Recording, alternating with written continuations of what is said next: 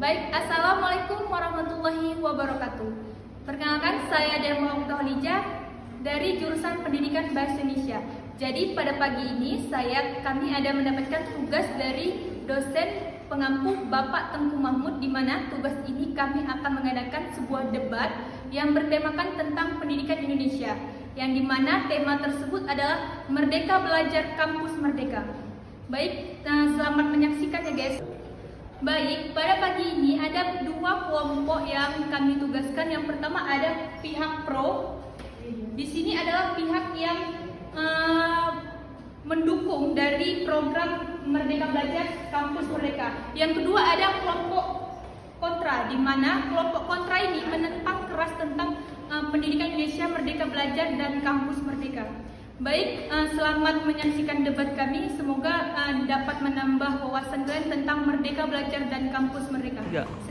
Baik, kita akan mulai perdebatan tentang Merdeka Belajar Kampus Merdeka.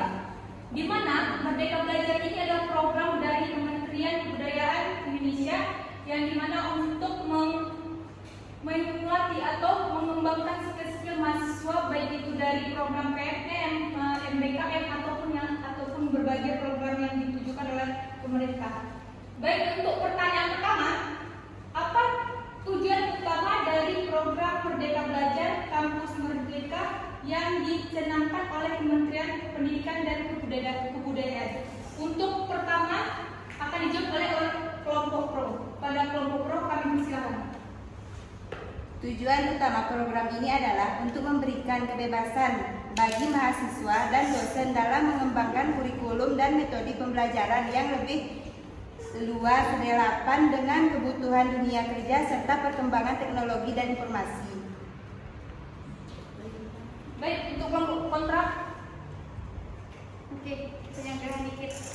Nah, di sini ada beberapa pihak berpendapat bahwa tujuan ini terlalu ambisius dan sulit untuk diimplementasikan secara merata di seluruh perguruan tinggi di Indonesia.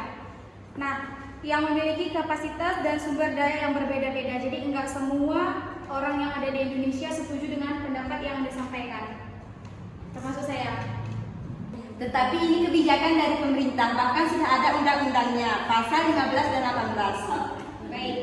Nah, dari sini kan kalau kita lihat dari kebijakan pemerintah, itu ada beberapa pemerintah yang menggunakan dari kebijakan tersebut, dan ada beberapa perguruan tinggi pun menggunakan kebijakan itu, tapi tidak semua sekolah atau tidak semua perguruan tinggi menggunakan kebijakan tersebut juga.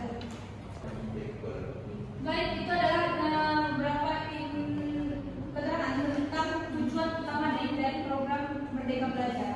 Baik, untuk pertanyaan selanjutnya itu adalah bagaimana kebijakan kampus Merdeka dapat meningkatkan kualitas pembelajaran di perguruan tinggi? Untuk kelompok kontra, terdapat kekhawatiran bahwa kualitas pembelajaran bisa menurun jika tidak ada standar yang jelas dalam pelaksanaan program di luar kampus seperti magang atau studi independen. Meski itu terdapat kekhawatiran, apakah dari kelompok pro ada yang bisa disangka atau ditentangkan? Untuk kebijakan ini memungkinkan mahasiswa untuk belajar di luar program studi selama 3 semester, memberikan kemerdekaan mereka kesempatan untuk mendapatkan pengalaman praktis yang dimana bentuk beragam dan memperluas wawasan mereka. Untuk pertanyaan ketiga, silakan kelompok pro dan kontra menjawab pertanyaannya. Apa saja perubahan signifikan yang dihadirkan oleh program Merdeka Belajar Kampus Merdeka dalam sistem pendidikan Indonesia? Akan dijawab oleh kelompok pro terlebih dahulu. Baik, perubahan signifikan termasuk fleksibilitas kurikulum, kesempatan magang yang diperluas, dan pengakuan atas pengalaman kerja atau magang sebagai bagian dari kredit akademik.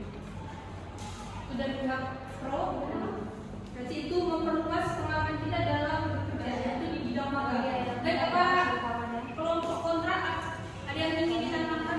Ada tambahan, tapi perubahan ini dapat menimbulkan kebingungan dan resistensi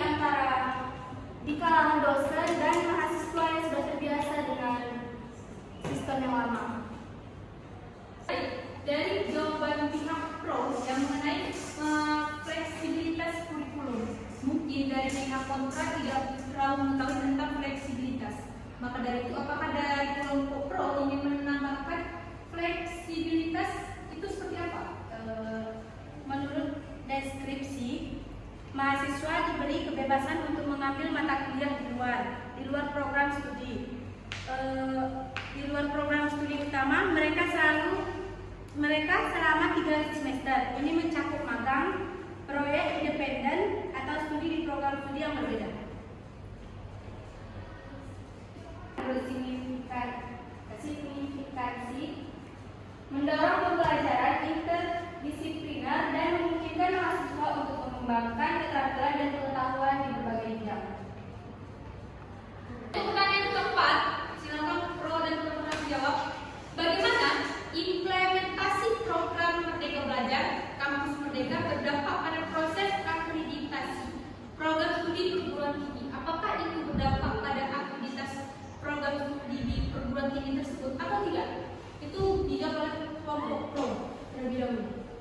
Baik, ini sangat berdampak karena implementasi ini dapat membuat proses di akreditasi menjadi lebih dinamis dan relevan sesuai dengan kebutuhan zaman. Dan karena kebutuhan ini juga dibentuk inovasi.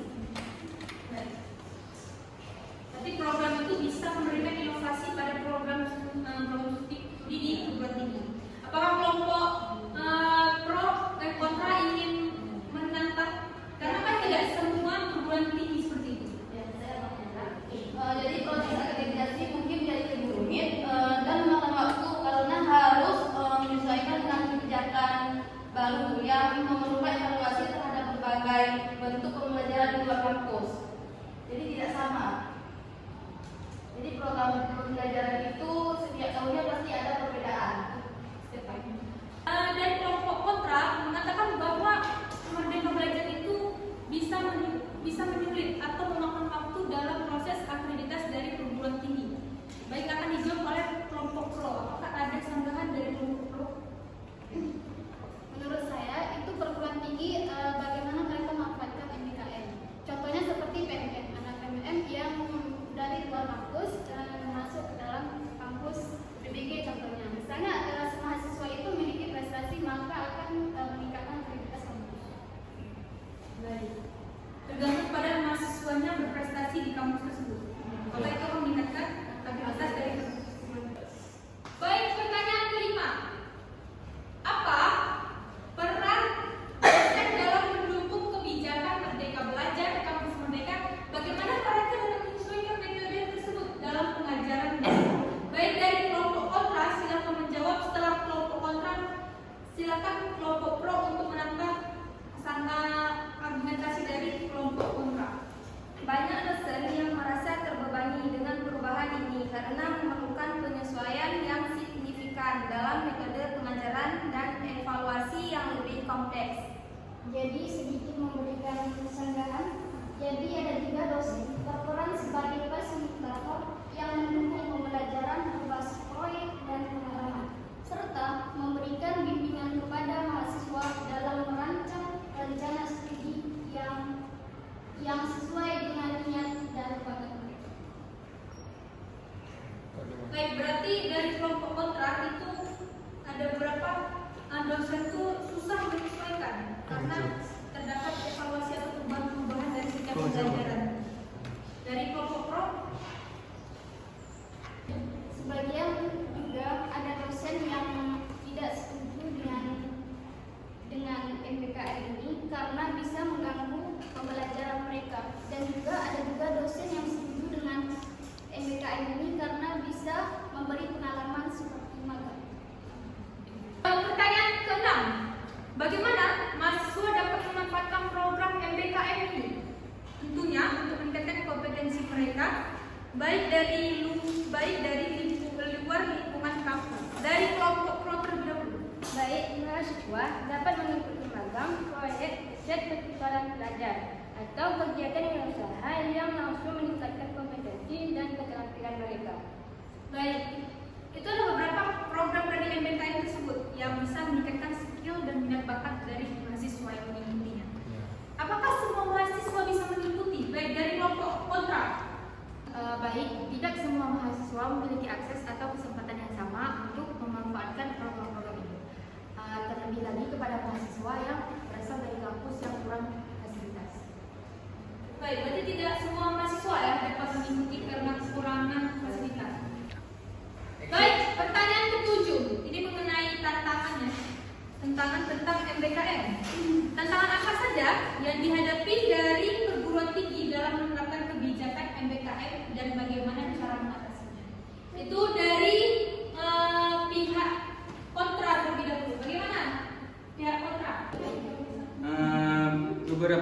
perguruan tinggi mungkin kesulitan mengatasi tentang ini karena keterbatasan dana dan sumber daya yang dapat menghambat implementasi dan efektif.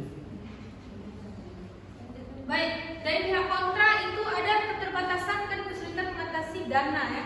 Dana yang dibutuhkan oleh pemerintah, mungkin dari dalam pengajuan proposal ataupun yang biasanya dana itu dari pemerintah ya. Baik, untuk pihak pro, apakah ada tanggapan tentang masalah keterbatasan dana tersebut? Baik, jadi menurut kami tantangan meliputi kesiapan sumber daya manusia, infrastruktur, dan koordinasi dengan dunia industri. Solusinya bisa berupa peningkatan kapasitas dosen dan kerjasama dengan berbagai pihak. Oh, intinya itu tidak close kontak ya, dan bisa dananya bisa dicairkan segera. Baik, untuk pertanyaan ke-8, bagaimana program MBKM mengintegrasi kolaborasi antara perguruan tinggi dan dunia industri? Ini tentang magang. Baik, akan dijawab oleh pihak pro. Oke, saya akan menjawab. Program ini mendorong kemitraan antara perguruan tinggi dan industri melalui magang, proyek penelitian bersama, dan program wirausaha yang didukung oleh perusahaan. Baik, berarti ada kerjasama dari pihak perguruan tinggi tersebut ya, dari mitra industri. Untuk kita mahasiswa itu kita luncurkan dalam magang. Apakah dari pihak kontra, apa ada sesuatu atau ada kesulitan dalam bekerja sama dengan pihak industri? Baik, pihak kontra. Baik, di sini terdapat kekhawatiran bahwa industri mungkin lebih mementingkan keuntungan jangka pendek daripada pengembangan keterampilan mahasiswa, sehingga kolaborasi ini tidak selalu seimbang.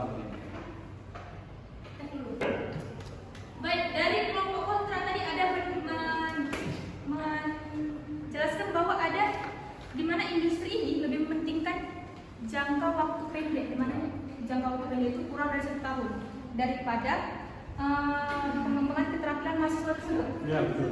Berarti industri tadi hanya mementingkan Waktu yang pendek tapi tidak mementingkan keterampilan dari mahasiswa tersebut. Ya, dari pihak kontra, dari pihak pro, apakah dari pihak pro bisa menyetujui bahwa ada kesulitan dari kerjasama kolaborasi perguruan tinggi dengan industri, yaitu dengan tentang jangka waktu pendek dari pembelajaran di MBKM. Baik, tetapi tergantung pada siswa yang bisa memanfaatkan waktu dalam jangka pendek, yaitu bisa meningkatkan skill mereka dalam bidang industri. Baik, pertanyaan yang ke-9, sejauh mana kebijakan Merdeka Belajar Kampus Merdeka telah diterapkan di perguruan tinggi Indonesia? Bagaimana evaluasi aktivitas sejauh ini atau pengembangan dari program MBKM tersebut? Dari pihak pro terlebih dahulu. Jadi kebijakan ini sudah mulai diterapkan di banyak perguruan tinggi dengan berbagai program dan inisiatif yang diluncurkan. Evaluasi awal menunjukkan peningkatan keterlibatan mahasiswa dalam kegiatan praktis. Baik, dari pihak kontra, apakah semua universitas atau perguruan tinggi dapat melaksanakan kebijakan itu? Bagaimana perkembangannya? Izin menyanggah. Namun implementasi masih bervariasi dan ada perguruan tinggi yang belum siap sepenuhnya, sehingga efektivitasnya belum bisa dinilai secara merata. Sekian. Pertanyaan terakhir, apa saja manfaat yang diperoleh dari mahasiswa program magang dan studi independen dalam rangka Merdeka Belajar Kampus Merdeka? Yang akan dijawab oleh tim pro terlebih dahulu. Baik, saya akan menjawab. Manfaat termasuk peningkatan keterampilan praktis, pengalaman kerja nyata, serta jaringan profesional yang dapat membantu karir di masa depan. Baik, untuk pihak kontra. Baik, jawab menyanggah pertanyaan dari Prof. Beberapa mahasiswa mungkin menghadapi kesulitan dalam menyeimbangkan studi akademik dengan magang atau studi independen, dan ada risiko risiko bahwa program-program ini tidak selalu relevan dengan jurusan mereka. Baik, itu adalah beberapa perdebatan tentang program pemerintah MBKM yang dimana program ini dicetuskan oleh Menteri Pendidikan Nadiem Karim, di mana program MBKM ini tergolong beberapa program. Yang pertama ada magang, ada program pertukaran mahasiswa, dan ada wirausaha. Dan dari kelompok pro dan kontra bisa saya simpulkan bahwa di program MBKM ini yang dicetuskan oleh pemerintah tentunya bisa meningkatkan kreativitas mahasiswa, menambah skill dalam pekerjaan yaitu magang, dan bisa melakukan kerjasama dari pihak-pihak di luar kampus. Jadi terima kasih telah menyaksikan, dan sekian dari perdebatan kami tentang program Merdeka Belajar Kampus Merdeka. Halo, saya Irwan Saputra sebagai editing dalam perdebatan kali ini.